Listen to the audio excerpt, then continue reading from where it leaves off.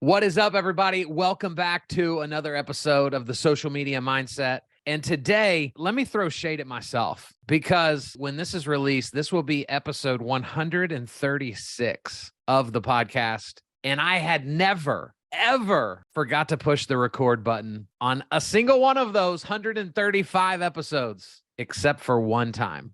One time. And not only did I forget to hit record, but Jonathan, you spilled coffee on yourself and on your desk as we were prepping to record that podcast. Yeah. And then I had to grovel back on my hands and knees to embarrassingly admit that I didn't hit the record button. And we had an unbelievable conversation. Man, it was awesome. I'm glad to do it again. But yeah, I remember that vividly and I felt like such a dope.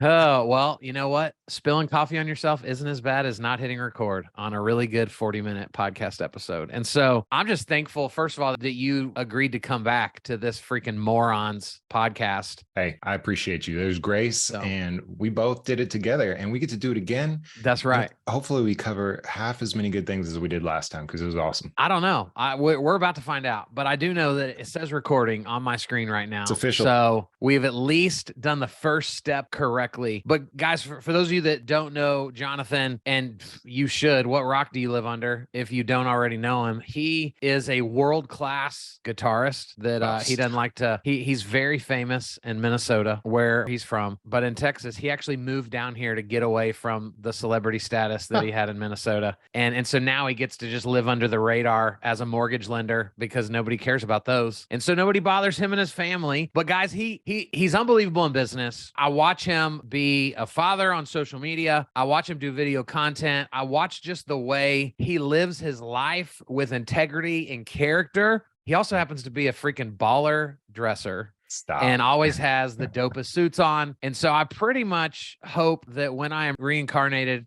in my future life, which I actually don't believe in, that I'm going to come back as you. That's actually like you are my spirit animal. Jonathan Angelo, bro, welcome officially back to the show. I don't know that I can follow that up at all. Like we should just end it there because we've set the bar so high now that it's game over. So high. I wanted you to feel the pressure. I do. It's intense. I appreciate it though. I'm so thankful to be here, Kyle. I watch you just the same. You're an incredible dad. You've got another one on the way. And I don't know how you do it all, honestly, because I struggle with my schedule, not even traveling, and you're constantly on the road and you're an amazing dad. And so that requires being intentional. And I look up to you for that, man. Or bro, my secret is it just requires you to be average at everything. That too. You know, if I just keep being average at a lot of things, they all add up to a decent thing, you know? That's good. That's so, good, man. Bro, let's jump in. I want to, because there's parts of your story that I don't even know. Yeah. So you guys came down to Texas, what, 7-ish years ago now? 2015. You know, so so 8 years ago. Tell us the story, right? Like what brought you guys down here, you know? Man. Give us that background. Yeah, this is good. That's a good question. So I started in the mortgage industry in 2009 and it was just right after the recession, you know, things were terrible. And I kid you not, I'm sitting in the graduation aisle with everybody at Northwestern College in Minnesota. We're going through graduation and I leaned over to the girl next to me. I'm like, hey, what are you doing for work after this? And she's like, I love it. Because the semester before us, everybody got a job. My semester, nobody could find a job because it was just terrible economy. Yeah. And so she's like, hey, I'm going to start as a temp at Wells Fargo. And so is the rest of this row. And Dan at the end works for the temp agency and he's our recruiter.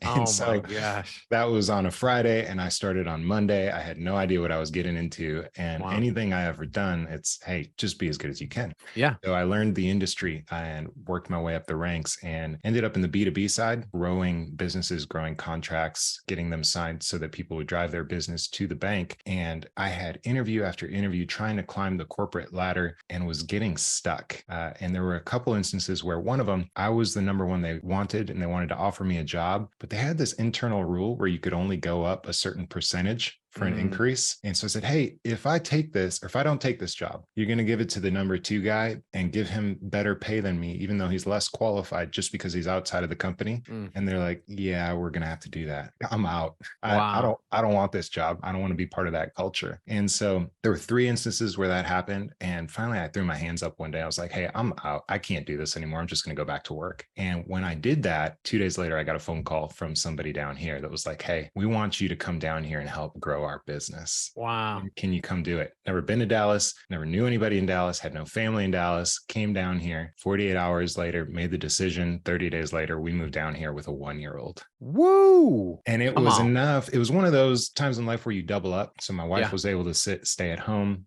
with our daughter, and we were able to just get through it. But that's what got me here, and then continued to work through the B2B, and then eventually switched over to working with realtors and clients directly. Pretty wild. It is wild. And, I love hearing people's stories because, we did very similar. Like we picked up and moved from Texas to Oklahoma with a 6-month-old. And, it's hard to even talk about it because it was just such a wild time in our lives. That would have never happened if it wasn't just for God orchestrating us and moving pieces and just forcing us to have no other option but to ultimately say yes, And so you're here, you've been here since 2015. Do you remember the moment when you were like, man, there's something to this social media thing? Yeah. Like I probably need to be paying closer attention to this. So obviously you kind of, man, it's kind of like hearing about Bitcoin back in 2010. Like, something's going on, but I don't trust somebody's uncle who just fell off the couch and told me about it. So what's going on in the background? And I never took it seriously. I thought my viewpoint of social media was the YouTubers just doing random pranks or things, and it's entertainment purposes only. But then,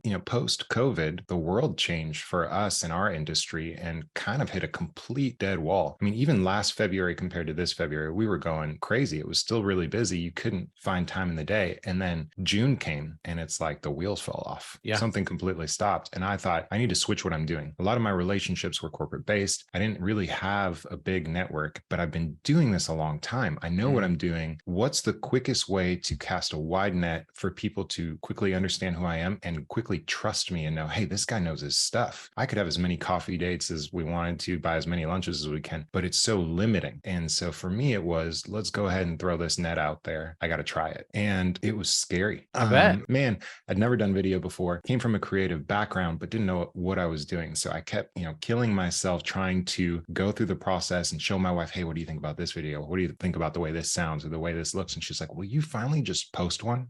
And so I did it, and it was awesome, and it was scary. And I look back at it now, it was terrible, but I did the thing, and it was cool. Yeah, but so talk me through like when, like you can look back now and say it was terrible, but in the moment you're legit saying it was awesome. So because I know way more people that said I did it and it sucked and I hate you for making me do that. Right. So what was it that allowed you to go, this is awesome? Man, I'm a perfectionist, so I struggled with lighting and sound. I wanted it to look professional, and everything that I saw was, you need an expensive camera, you need this gear, you need that. I do everything from my iPhone still today, and it's continuing to do it and put the reps in to get the craft better. So compared to what I do now, it was terrible. But for somebody who'd never posted one online, it felt awesome to say, hey, this is something I did and I'm proud of it. It's really cool. I post a quote in my coaching group yesterday from Gary Vee that said, you're not a perfectionist, you're just scared. Yeah, totally. And that holds so much truth, because if you really think about what's holding you back from posting a video, for me, it was, what's my circle going to think? What's John doing now? Why is he posting this video? Yeah.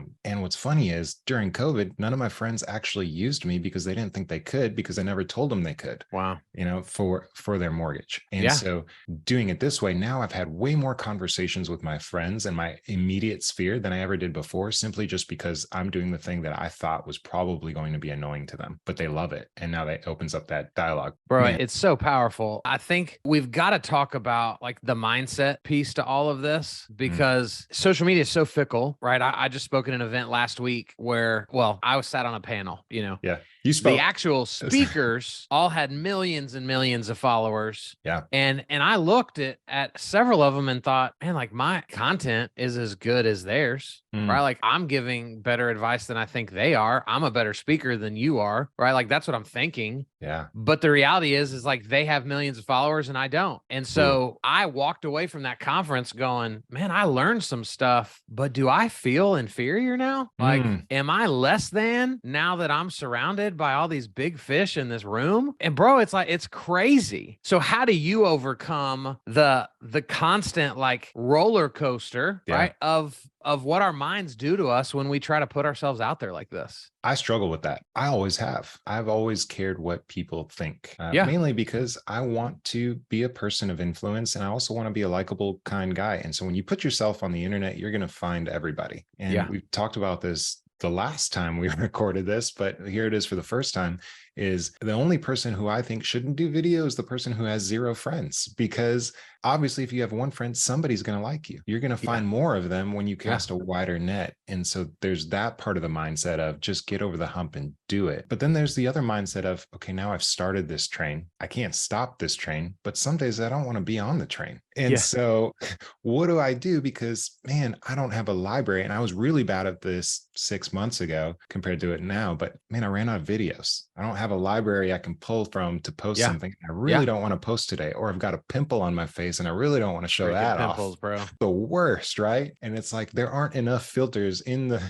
world to cover this thing up. And so now to combat that, I take the emotion out of it and I schedule it. And so every Friday I've got my 1 hour, 2 hour block where I'll go in and I'll batch record everything. And I'm set for 2 weeks. And so if I get sick or something comes up, I dig into it so that I eliminate that roller coaster. Okay. So talk me through that process. Yeah. So the first thing you're doing right is you're scheduling an appointment with yourself to actually create content, right? That's the first thing that most people fail to do. Is they're like, I'm going to do it this week. Or they might even say, I'm going to do it Friday. Right. But they don't give it an appointment on the calendar the way they would a lunch, the way they would a coffee with a referral partner. And so that's the first step to this equation. But then walk me through, how do you decide the videos you're going to film that day? Right. Like, let's start there. Yeah. Good question. So I schedule it 9 o'clock on Fridays. Every Friday, that's what I do. And I schedule it for 1 hour, but if I get real inspired, it'll go for 2, Okay. And my goal for that session is to record 5 videos. 5 videos right now I scaled back actually, and I post 3 reels a week. That's my goal, 3 reels a week. Okay. And so if I do 5, it'll spill into the next week or give me an extra if there's something going on. Obviously there's other content. You've got carousels, you've got posts, you've got Instagram stories, but my focus for that session is just create reels. Okay. And the way I look at reels is to provide value and also to market, to entice either a future client or a future business partner relationship to be attracted to that. So that's the main focus. Throughout the week, I have a note on my phone where if I have a conversation with somebody and I'm like, hey, I've had this question 3 times this week, I'll add that to the note. If it's, I read a cool article, I'll save that post, I'll save the article in there, I'll save the tweet, whatever it is, or somebody else posted a video, I'll put the link to it in there so that I have content to go off of. And then we talk about this too, but AI has been super helpful too. If I run out of ideas, if I get to that day and I'm like, hey, my notepad's empty, at GPT for the win. And not necessarily to completely write out a script, but to write out the ideas of things I'm going to talk about. Like you and I were talking before we hit record that the last time we recorded this episode, AI, like in the way we're now using it, it did not exist. Not at all. Right. So we're talking about in 90 days, right? 120 days, like a few months ago when we recorded the first time, that like the entire universe has changed. We've been given this gift, at least I see it that way, right? That can come in and fill the spots where we're struggling, can come in and give us, opportunity when we don't see any. It can provide ideas when we don't feel creative. And so you were like, dude, AI has completely changed the way that I do what I do. And so what does that mean for you? Because so many lenders are going, whoa, I don't like this thing's fighting for my business, for my job. I don't want anything to do with this. I'm old school, man. So let's talk about it. Kyle, I think it's here to stay. And it's going to continue to evolve. And the way that you use it is going to continue to evolve. So not even talking about how I use it, but using that, you said we're fighting it. So my brother's a graphic designer, and he got commissioned for building essentially a magazine. And part of that, he's got a collage in there. So he sent it to me and he said, hey, what do you think of this collage? And because I've gone real deep on AI, I was like, which AI did you use for that? He's like, you can tell. I was like, only I can tell. Most people wouldn't be able to tell.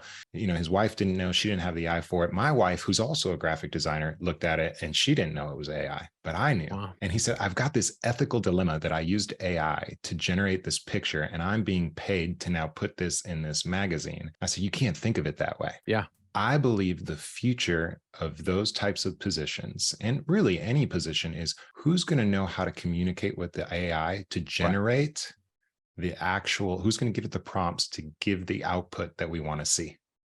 And if you are really good at prompting AI to generate the response, you're going to be top dollar. I mean, you're going to be sought after and everybody's going to be like, how did they get that? And so that's how I've kind of now approached it with my content is, okay, if I'm blank or struggling for inspiration, what are things I can ask this tool to generate and then go and put my own spin on it? Obviously, it's not my voice, but how do I do it? Well, I kind of look at AI right now as like the new age paintbrush. Yeah. Right? It's not taking away from the paintbrush. It's the new paintbrush, because you and I could both go into ChatGPT with the attempt to do the same thing, and yours could be amazing and mine could suck. Yeah. Because we've got to be very intentional with what we're prompting it to do, with the way we're asking it to do things. Like I wrote the back cover of my book in ChatGPT. It's awesome. Right? I wrote it. I loaded it into ChatGPT and I was like, this sucks. Rewrite it. And they rewrote it. Yeah. And it sucked less. Yep. And then I said, can you add dry and witty humor to it? And then they added dry and witty humor to it. I was like, that's it. That's what I wanted it to be like. So the dangerous extreme of this is someone could go to AI, ChatGPT. You could do this today. Say, write 50 quotes, inspirational quotes, whatever, quotes about running. Then you take that 10 seconds later after it puts it out, take it over to Canva and use their AI tool and say, generate 50 tiles using these 50 quotes. And so then it'll do all the work for you. And then you take that into another AI and say, now schedule all these posts over the next 2 months. And in 10 minutes, you have 50 days of content. But I think that's the extreme of there's no personal touch to it. It's not your voice. It's literally a robot and it's worthless. Yeah. But when you infuse yourself and come alongside, use that as a tool or as that paintbrush, it's a game changer. Game changer. Yeah. And you're 100% right. The people that are still afraid of being in front of the camera will be the ones that dangerously use AI to continue to hide themselves like they always have. Yep. And so in their mind, they'll think, wow, I've really gotten better at social media. I'm posting every day, but it won't move the needle because there will still be very little of them existing there. Yeah. And so it's got to be that, that medium. Totally. So I'll use it. And I kind of look at it as bullet points. This is my outline of what I'm going to say or help me I'm not good with words. Writing has always been a real struggle for me. And so if I need to write a post and I'll give it the idea, it'll kind of do that for me. And then I can go back and massage it a little bit to fit my thing. Bro, last week, I wrote a post for Instagram. And then, of course, I put it everywhere. But I wrote the post and I liked the post. So I didn't want AI to do anything. Yeah. But I loaded it into ChatGPT and I just said, hey, add accurate emojis throughout this post. Boom. Like that. There were like 15 emojis throughout it. It changed the whole dynamic of the way you visually saw it. That's great. And again, we don't know what this stuff can and can't do until we ask it a question and it actually does something. And you now have access to all of the historical creativity that's ever been done before. Right. Any form of medium, it's at your fingertips, where before, in your scenario, you wrote that and you were limited to whatever was in your mind. This is what I can do. This is what I can output. And it was good enough. Yeah. But it's better when somebody like that who knows everything can put it in there. Dude, it's wild. It's wild. And so with all of this stuff, bro, like we talked about before we started, just the roller coaster that we're all on, that we didn't buy a ticket for. We didn't choose to stand in line for this. Yeah. But nonetheless, it's the roller coaster of life. and we're all in the ebbs and flows of it. And some days are great and some days are bad. And you were talking about how, you had this wild ride. I don't remember, you said a week ago, a couple weeks ago. It's last week. Talk about that story. And then I want to kind of dissect, like, where did you have moments to fall apart, but you didn't because of your commitment to just being focused on mindset and consistency, all that good stuff. Yeah. I think in 2023, the way things are going right now, mindset is going to be the biggest differentiator of those who stay in the business and what they're doing and those who have to find another option. Yeah. Because it's really hard. It's so hard right now. Whether you're killing it or not, every day is difficult. And so my week last week was, I started Monday thinking, I've got these 3 deals that are going to be awesome. They're going to close in April or May, early May. What's going on? 3 loans. And I lost all 3 of them that same day for completely different reasons. One had a personal reason come up and they fell out of contract. They lost their earnest money. It didn't work out. The other one, I ended up losing to a builder who was given awesome incentives and it didn't work out. And then the third one reached out and they were like, hey, he's pursuing other options because I recently switched companies. And they took that to say that I finally just threw in the towel and got out of mortgage because it's been so tough lately. So they went elsewhere. And man, that was like a kick in the pants. It was tough. Yeah. So, you think of that and it's really easy to get down in the dumps if you don't have a good sounding board and if you don't have a good foundation. And so for me, it was, okay, is this something I could have prevented? Is this something that I should have done something differently to set myself up for success so that this wouldn't have happened? Or what can I do in the future so that it doesn't happen again? And for each one of those, it was just timing. It just so happened that it was the same day. And the crazy part is for each one of them, I had to go back and figure out, okay, how do we fix this? How can I get that back the next day? So the next day was not necessarily focused on gaining back those 3 deals, but it was, okay, now I need to capture 3 new deals plus whatever I already had slated for this day. And so that was the mindset, was don't stop, double down and move forward. Yeah. Well, throughout that, conversation started happening and each one of those deals ended up coming back for one reason or another. The one that fell out for personal reasons, we're finding a different way to do it. The one that went with the builder decided, hey, that builder's deal wasn't as good as we actually thought of it. And once we started moving the ball forward, we're actually going to go back with you and we're going to go with a completely different property. And then the one in the other state that I ended up losing because they thought I got out of the business, I said, hey, give me a shot. I know you've already started the process with somebody else, but we've got great rapport built up and I'm still in it. I'm sorry that was the message that was communicated, but these are the things that I bring to the table. And they're like, oh, we're so glad you're still in it. We wanted to work with you. We were just scared to ask because we thought you got out, but man, we love you. Let's do it. And so I think the message there is don't take the initial loss as a complete loss. Like the game isn't over. You're down a few points. And so what are you going to do to come back, score a few more and win? That's it. Man, it's so good. And I think, without getting too weird with people, I know one of the things that initially drew you and I to one another was our faith, right? And having that foundation set in Christ. And so it's not talked about enough, in my opinion, that, like, to me, without a deep rooted connection to something greater than ourselves. Yeah. To me, there's really no level of mindset that can overcome, like, knowing who created me and that I was designed for something greater than just those 3 loans. That's so good. Man, every day I start my day, 5 a.m., alarm goes off. It is an ungodly hour. It is awful. I do not like mornings. I will hit the snooze. In fact, this week I've been really bad at it. But my morning routine is wake up before everybody else is up. My kids are up at 6, get a cup of coffee, sit in my chair and have my quiet time, read my Bible and pray and figure out, God, what am I doing today that is going to glorify you? And what's my purpose? What am I doing? And without that, man, I couldn't do it. We'll just leave it at that. I couldn't do it. Yeah. And it's allowed to look different for everybody. I wish I could say that I was as disciplined and, my quiet time and that daily stewardship that you are. But for me, like, my faith allows me to every day be mindful that I am the least of these, right? That every room I walk into, there are people that I need to learn from. quite frankly, everyone in that room has something that they can teach me. Yeah. No matter how good I am at anything, like I'm never better than anybody. And I think that just that deep rooted humility, right. it allows me to create content at a really high level, right? It keeps me from wanting to be really salesy. It keeps me from wanting to go, man, what can I do today on social media to like get a deal? Right? Like I don't ask myself that question because my question is rooted in what can I create today that will serve someone? That's so good.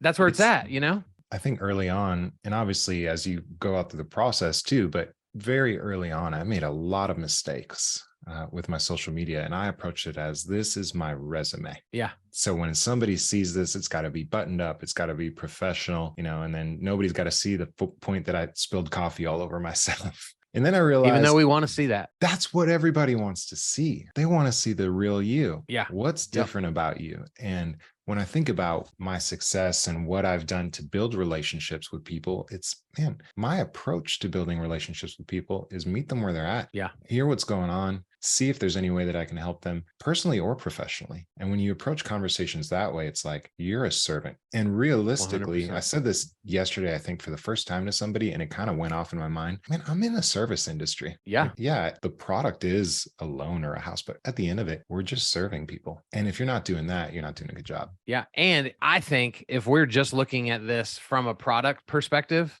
I think AI will beat those lenders. For sure. Will beat those realtors, right? Because you'll never do that part better than any of that stuff. Yeah. The only thing we'll ever continue to do better than AI is out relationship it. Man, that's good. You know, I mean, that's it. Like it'll never, like there's a ton of AI already out there that like it'll put a fake person in a video and they'll read the script that you put in and it feels real-ish. Yeah. But your people don't give a crap about that fake person because they don't know who that is. Right. Right. They want to see John on there talking, sharing, spilling coffee on himself. Showing the family photos, showing what you're doing for fun. I mean, I can't tell you, I love pickleball. And I post about it. I do my Wednesday night pickleballs with everybody. I can't tell you how many people are like, man, I want to try that sport. I've been really wanting to get into it. Yeah. Just the smallest things are all post every time we're at church and somebody's like, hey, where do you go? I've been looking for a new one. It's like, cool, come join us. Love to. It's huge, man. And so what I want to finish up with as we kind of wind this down is, you know, I've been seeing on Instagram that like you've been teaching a lot, you know, and so you're in classroom settings in front of a lot of realtors. How has being consistent on social media like just changed the atmosphere of that room when you walk in? Oh man, this is funny. So I actually think of you know, Hormozi. Do you follow Hormozi or know Alex Hormozi? Yep. He posted a video the other day that said Caitlyn Jenner ruined a week of his life. Bro, I just watched that like 10 minutes before we started. So he's killing it in life, but then she's out here making billions and he's thinking, what am I doing wrong? Because I only made 17 million. Obviously, these are not real numbers for real people. Right.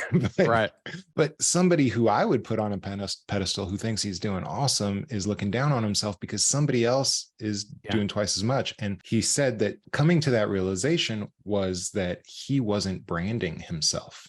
He was really good at business. He was really good at doing the things and hitting the checklist, but he didn't have a brand and nobody really knew what he was. And so once he started doing video and putting things out there, he just skyrocketed and took off. And so to shift that back to me, obviously, I don't make $17 million a year and I don't want to. Yeah, market's been tough, man. Maybe next year. But it's done the same thing. So it's created a brand where if I walk into a room and I'm not wearing black, people are like, hey, you're off brand today. What's going on? Because in all my videos, I wear a black shirt. Yeah. That's just kind of my thing. Yeah. So, but people will recognize me and I'll walk in. Not that I don't even have a big following, but the circles that I follow me. And where I've been teaching, you know, somebody follows me or they've seen something. And what it does is create kind of a base of trust. And so when you walk in, you instantly have some sort of authority, some sort of respect, where I feel like a lot of times if you walk into a cold room and you don't have any of that, you're spending half the time just trying to gain rapport, gain a reputation, gain that trust, where it's just wasted time. And so this just helps. And I want to break this down for the listeners, right? So that they understand the depth of detail that goes into the power of brand, right? You walk into these rooms, there's 15, 20, 30, however many realtors are there, right? That you're going to get to be in front of, whether to teach or, you know, I brought the donuts. And so let me have my 3 minutes. The moment a realtor says, bro, you're not wearing a black shirt today. The other realtors that are close enough within earshot to hear that, but maybe don't know you. Yeah. Right now, they're instantly going, wait, what? Oh, well, in all of his videos, he's always wearing black. And so now all those people are at some point going to go look you up because somebody remembered something enough about you for you to be memorable. Yeah. Right? The rest of that room, they're going to hear you talk. They're going to see the way you dress. They're going to experience the warmth that exudes out of you as just a good human being. Right. And none of them are going to go, I'm firing my lender today. Right. I'm going to this guy. Right. No, that's what we hope happens. Right. But the reality is they liked you just enough to go, let me go look this dude up. Let me follow him for a little bit. Man. And that ultimately is what closes the deal. Weeks later, even months later. Yeah. And if you would have got caught up in, well, I don't have 10,000 followers yet, and I don't have this, and this is stupid. And then, right, this is all the stuff that's going on behind the scenes, which makes this so uber important. This makes me think of two things. So one, I had somebody tell me the other day, I love using you and referring my clients to you because you're the same person on camera that you are in person. Yeah. And that was like the biggest compliment because I really don't want to feel like I'm a robot reading a script or getting in front of it and being fake because you don't want to, nobody wants a relationship with that person. So who you see is what you get. And I think that's really important. If you struggle reading a script and you can't look like you're not reading, don't read a script. Yeah. Just turn on the thing and press record and go. Yep. Not a big deal. The other thing to touch on is I've had a parasocial relationship with an agent since June of last year. Never met her in person at all. And we were at a thing last week and I met her for the first time. She ran up, she gave me a big hug. She's like, it's so great to finally meet you. Yeah. And somebody else was like, hey, how do you know her? Like, she's kind of a big deal. I was like, I don't. We just met for the first time in person, but we've known each other for whatever that is, 9 months now. That's pretty cool. Bro, it is so wild, right? Like you and I have still not met in person. No, that's but when we do, it is a shame. And we're gonna change that. Yeah. When we do, it won't be some awkward, handshake. It won't be, hey, tell me about this and tell me about, like, we will hang out as if we went to college together. Totally. Because we see more about each other's lives than I ever talked to my actual friends from high school about. Yeah.